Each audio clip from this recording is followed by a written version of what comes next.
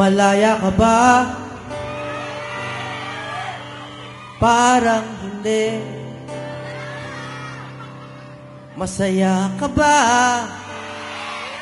Parang hindi. Bakit kaya tayo nagkakaganito? Parang kailan lang ang ayos ng mundo.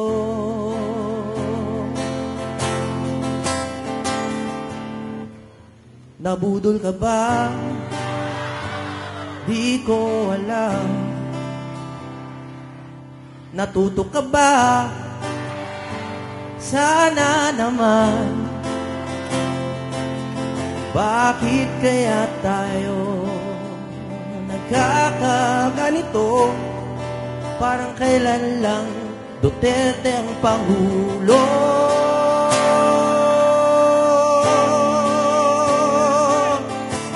Paano tayo lalaya kung tayo ay dinadaya sa karapatan nating magsalita?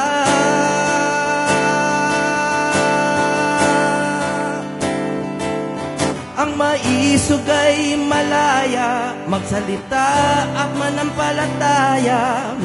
Hindi tayo susuko sa mga mandaraya. Ang mundo natin below, babagsak tayong maisog. Sino ang matitira? Tayong maisog. Sino ang matitira?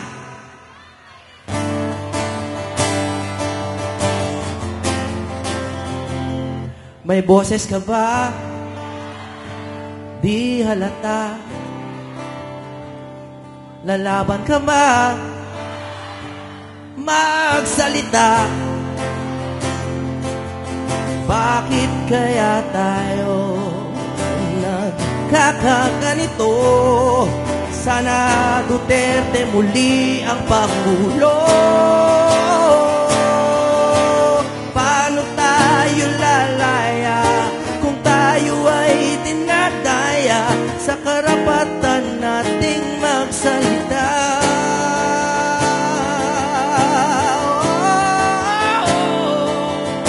Maisog ay malaya, magsalita at manampalataya. Hindi tayo susuko sa mga mandaraya. Ang mundo natin below, babagsak ang matatayog. Sino ang matitira? Tayong maisog. Sino ang matitira? Tayong maisog.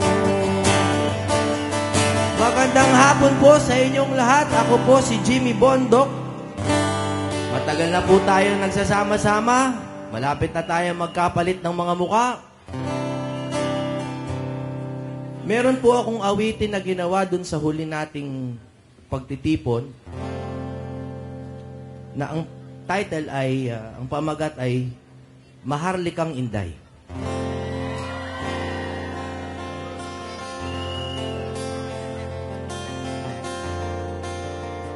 Kaya po ako sumasama sa mga maisog rally. Maraming dahilan. Ako po ay nakikiisa sa mga adhikain ninyo.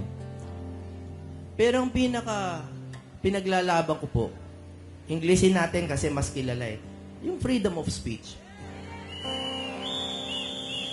Alam niyo po, hindi kailangan maging abogado o mag-political science para maunawaan ang kahalagahan ng kalayaan sa pananalita at pamamahayag at pananampalataya.